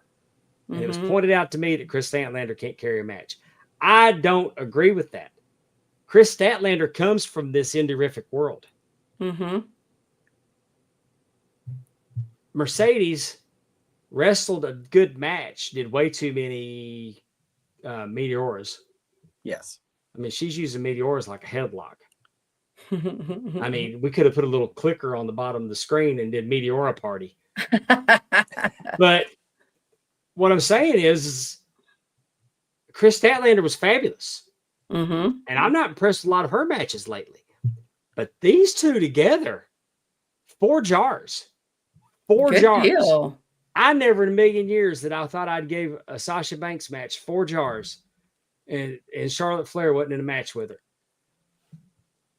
So I'm telling you, I'm hoping that we've turned a corner with her and we're going to start getting some good production. They need to give somebody to talk for her, though, because she still got awful on a microphone. But this match, and she retained. And I'm looking forward to Camille coming for her. And I'm hoping that they'll strap a rocket to Camille and they don't make the same mistakes with Camille they made with Jade. Because Camille's actually a pretty good wrestler. And she worked real hard to hone her craft after she quit being the heavy for Nick Aldis and became the NWA Women's Champion. She's going to Mexico and wrestling. She's hit the indie scene. She's tried real hard to improve her craft. Hopefully it looks good on television. But do you really? I want more of this. Right. I want more because I don't go into these things wanting to find fault and shit. Hey, I'm gonna put over the referees too, because whenever they were out of the ring for a long time, I'd go 1, 2, and I was starting a 10 count because I was going to see how ridiculous it was. But the referees are getting out of the ring and going with them now, which is what a referee should do. Get back in the ring and start to count again. But you're not wanting to count them out. You're trying to, hey, let's get it back in the ring. Let's get it back in the ring. And AEW referees are notorious for not doing that. They're still standing in the ring, stick with the thumb up their ass. And that's why I get so frustrated. It drives me up the wall. But that being said, they're doing more now not to bury themselves. I'm very, very up on AEW right now after watching this pay-per-view. Do you think though they will have Camille take the belt from Mercedes? Like, is that who should dethrone her?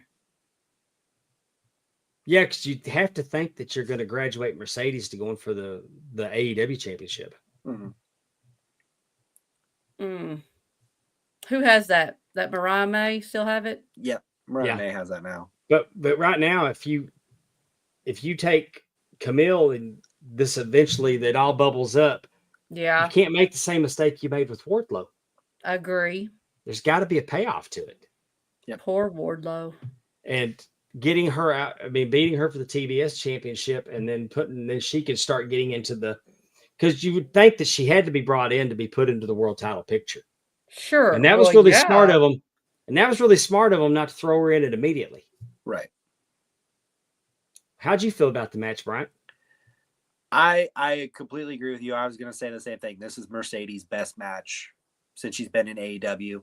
But I've always felt she's thrived more with someone kind of like Chris, who's more of that powerhouse performer, kind of like a Charlotte, who can kind of throw her around, do the big moves, the big clotheslines. Like I thought Chris could really bring the match out of her, because I kind of had the same mentality of you. Like, Chris will bring this out of her, and I've always thought Chris has had good matches in the past, but to me, like, after a while, like, I don't know how I want to put. You kind of mentioned it with the Meteoras, but like, Mercedes has the same moveset. Her finisher is terrible, and she needs to She's got to quit doing that, because she can't execute it on bigger wrestlers. Exactly. She needs to come up with something, because like, I've watched her. I don't think I've ever seen her hit it clean yet, but the match to me, I thought was great. Like, I really do think Chris brought a great match out of Mercedes, and it's her, like you said, agreed. It's her best match in AEW so far. Yeah. Cool.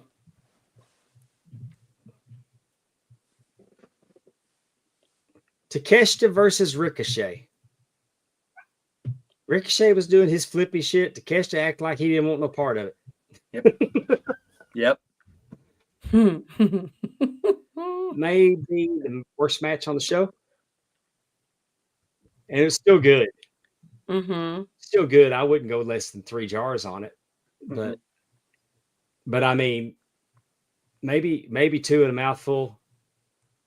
And when I say that, it's just how much I'm recommending you go watch it. Right. There was nothing about this match that I felt like. I mean, I'm not going to go watch it again. It wasn't a Matt Classic. No. Takeshita should have beat Ricochet. He did beat Ricochet. Yep. Man, I don't know. It just was not. They all can't be 5 jars. I think it was a clash of styles. I think so. I think Ricochet wants to have the style of match like he had with like Will Ospreay, for example. Yeah. And Takeshita has those tendencies to do that, but not a whole match. It's a spot here and a spot here. He wants to have that ground, have a wrestling match, not this, like, just do kind of like you said, the flips and stuff. I think Ricochet would really help himself if he would bring it down a little bit. Yes. Work a match. It don't all have to be 90 miles an hour Ricochet flip-flop and fly matches. Right.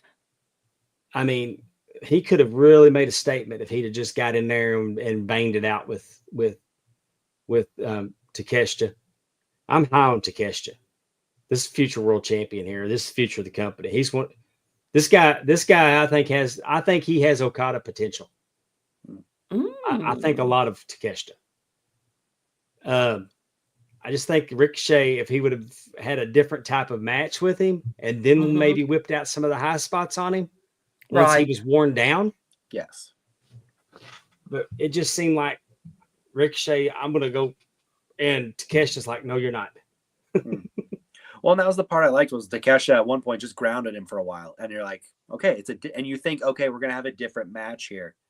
And then Ricochet just picked it right back up. And you're like, okay, we're going back to the same formula almost with this match. Ricochet reminds me of my wiener dog. I'm glad you said dog. Well, when he picks him up, when I pick him up, I finally pick him up. He's all, and you can't hold him. Right. Yeah. So, Will Ospreay and Kyle Fletcher. I I was going to ask you this question, Dave, about the last match. So Okay. for the international title, they had that higher on the card than the TNT title. Which title do you view as the secondary title for the men in AEW?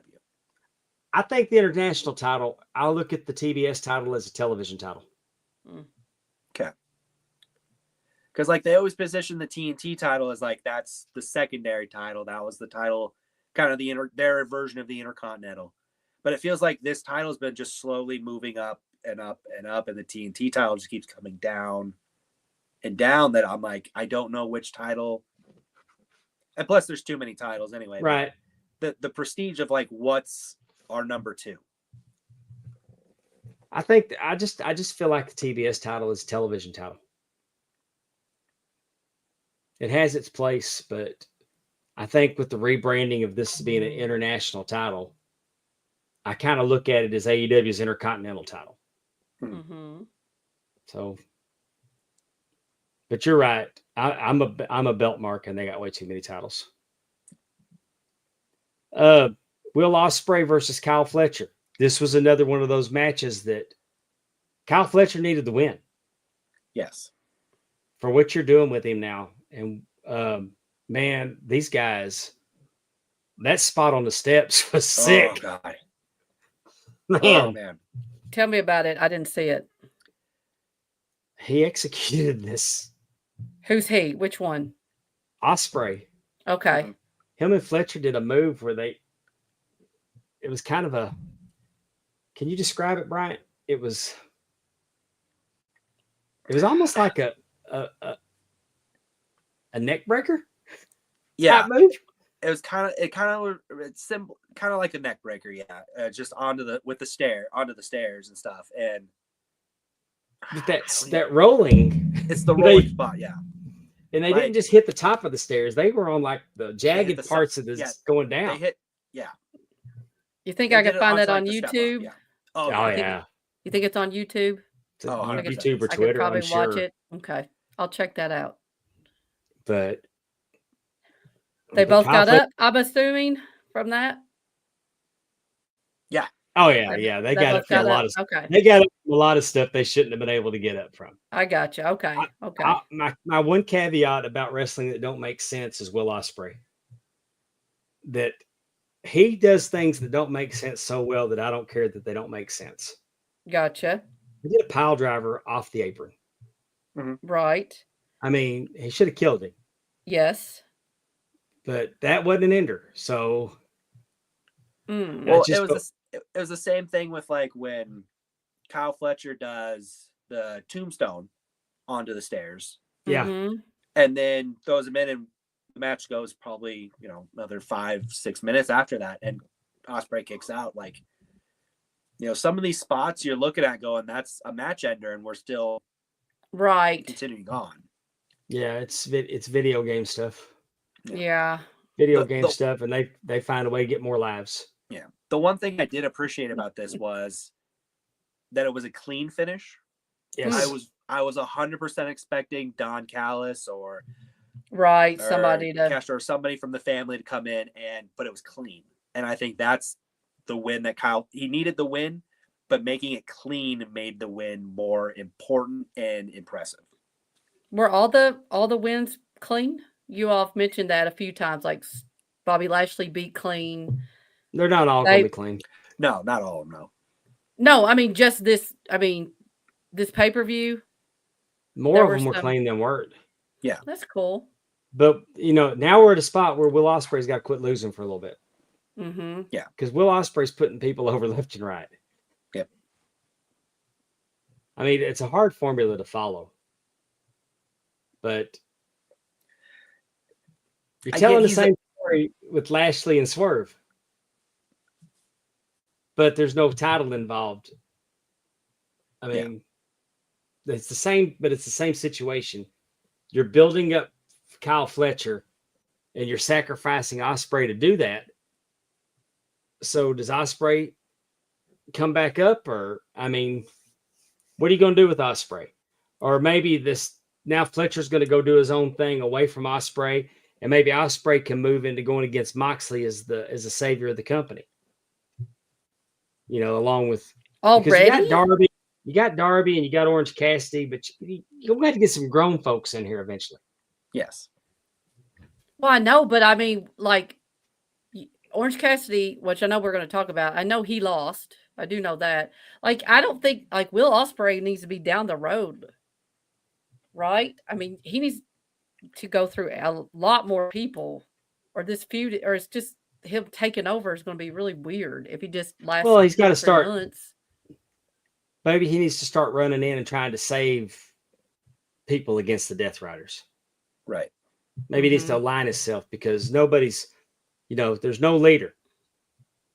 Right. No, that's true. Yep. So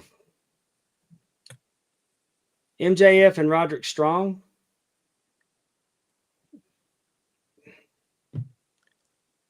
I don't know why MJF's so far down the card. Mm-hmm. Maybe Yeah, that's what I was going to say. Maybe it's because he's doing movies. Yeah. That's true. Leave them open for that schedule. I didn't see the finish of this match.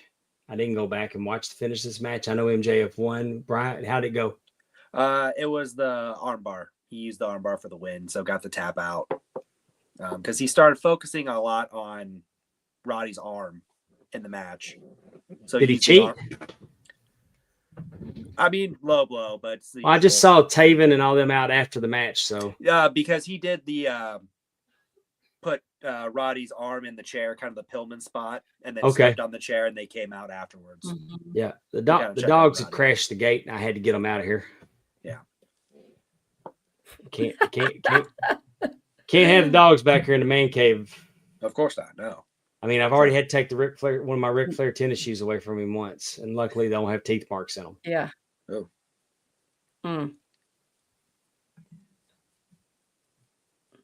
Now the main event: Jon Moxley versus Orange Cassidy. I didn't hate it. I hated the aftermath. Yeah. I didn't like the aftermath. I thought Orange had a good showing. I thought it was a good match up to the point where the rest of the Death Riders showed up. Yep. I had all the run-ins happen. Yeah. When the run-in started,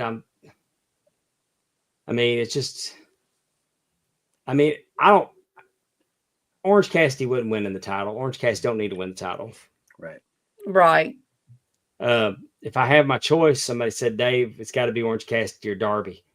Well, then put it on Orange Cassidy. But again, not the first. I mean, then it's over. So it's like, what was this whole like? They put the title on Orange Cassidy. It's over for me. I mean, they put the title on Darby. It's over for me. Well, but I mean, just this Jon Moxley and the Death Riders and all that, like to end it now would be just like, well, that was okay. It's like the match was over. He beat Orange Cassidy. They were doing what they do.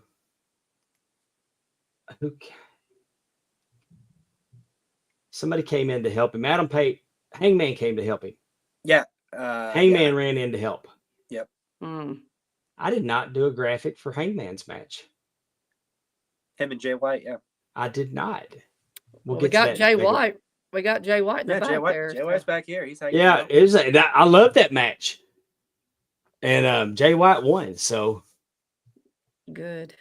I thought, I was for it because I was afraid they were going to. I don't want to miss the boat with Jay White. He's so great.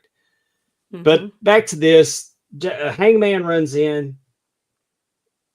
So maybe Hangman, after his loss to Jay White, maybe he's realized he's one of the pillars.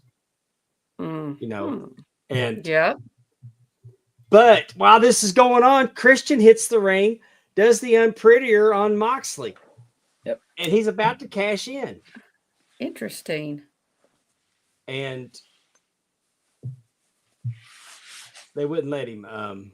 Jay White comes in, hits the switchblade. Jay White Jay White kept him from cashing in. Yep. But we just knew that it was fixing to happen. And then they shuffle Moxley out, and then they go backstage, and Marina managed to put her jacket on. I think that was really thoughtful of herself to get her jacket on while they were in a hurry to get out of there. But they were heading out back, and they were on our way to the valet station to get their car, when all of a sudden this car comes smashing in and T-bones it at 60 miles an hour. Oh, Who you think was driving?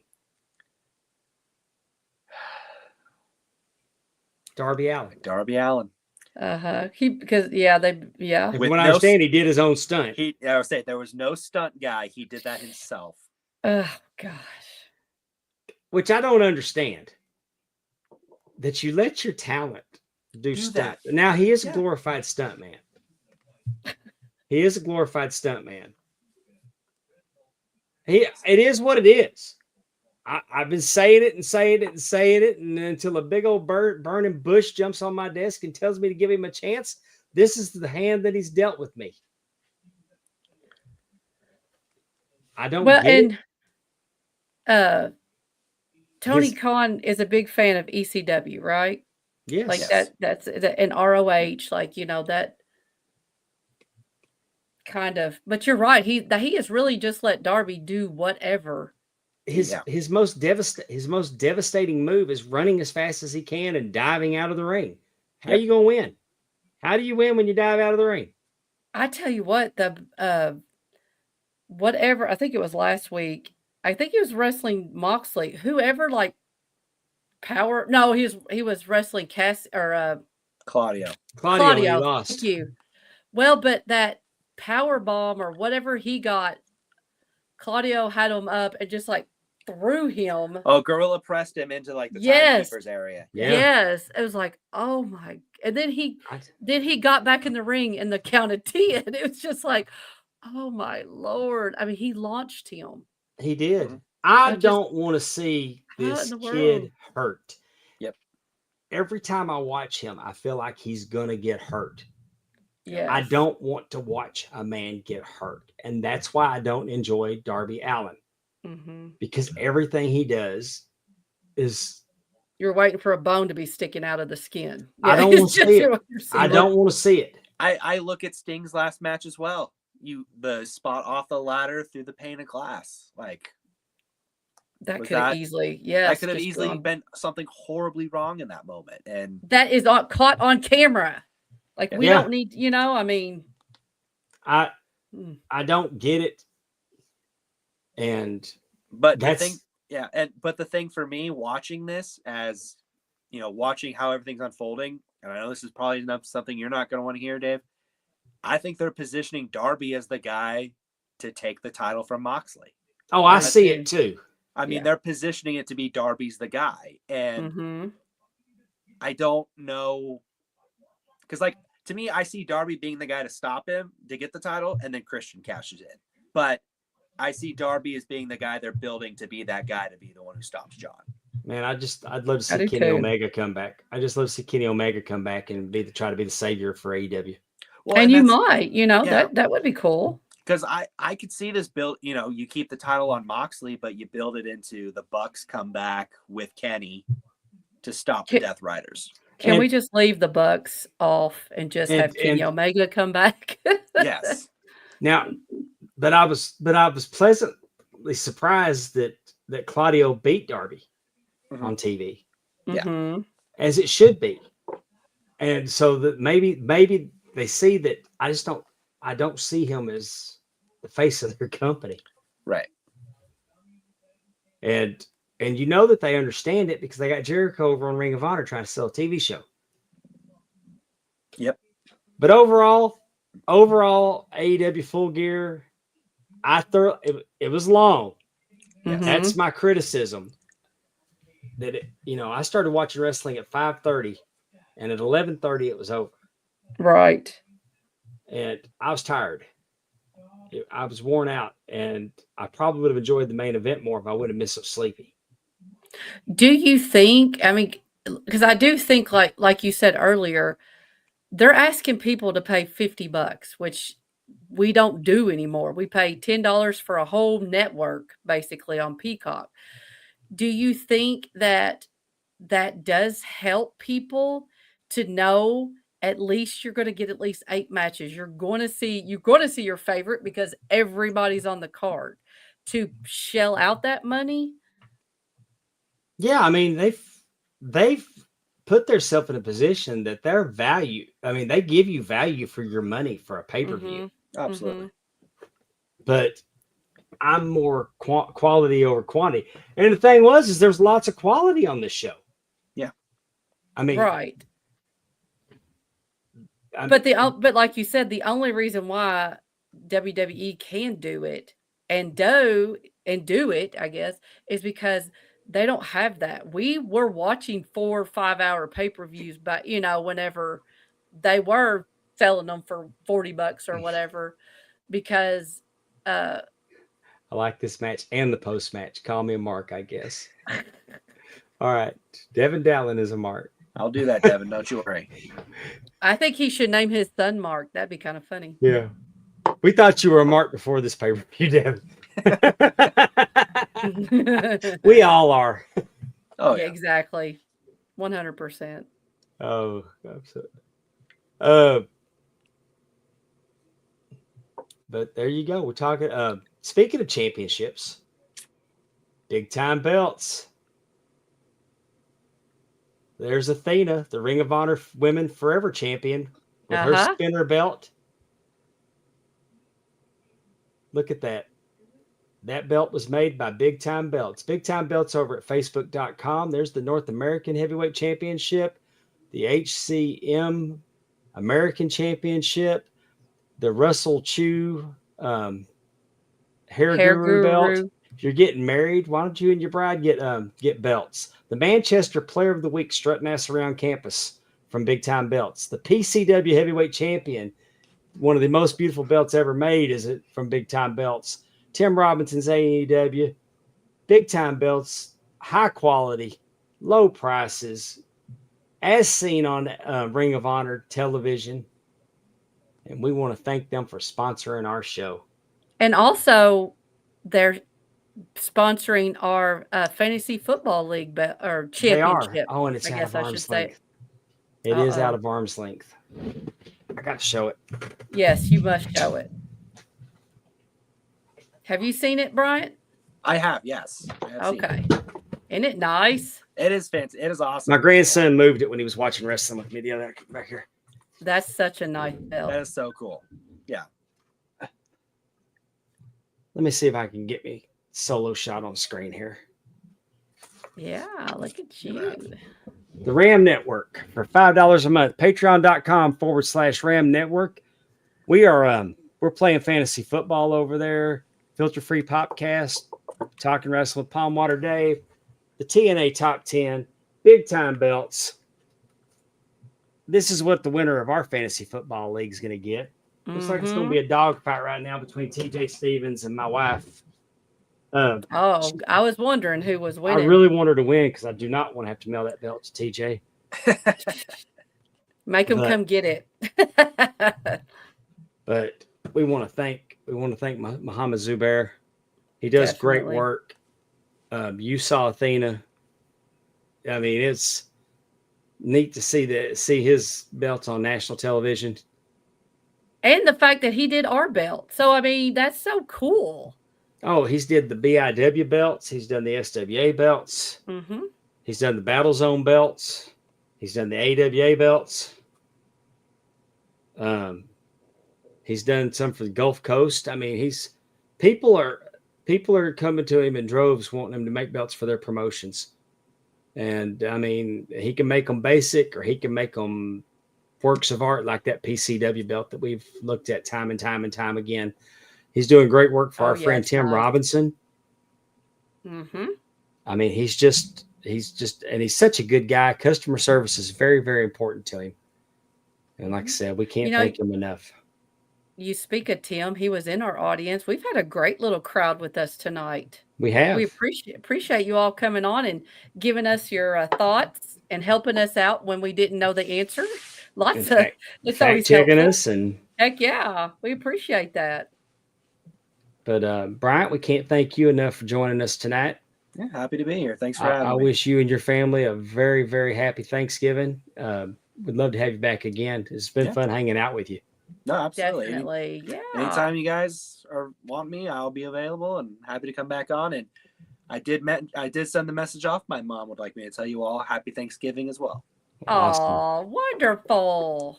Amy, you and your family, I want y'all to have a happy Thanksgiving. Thank you. You too. Your son doing okay? I think he's getting better.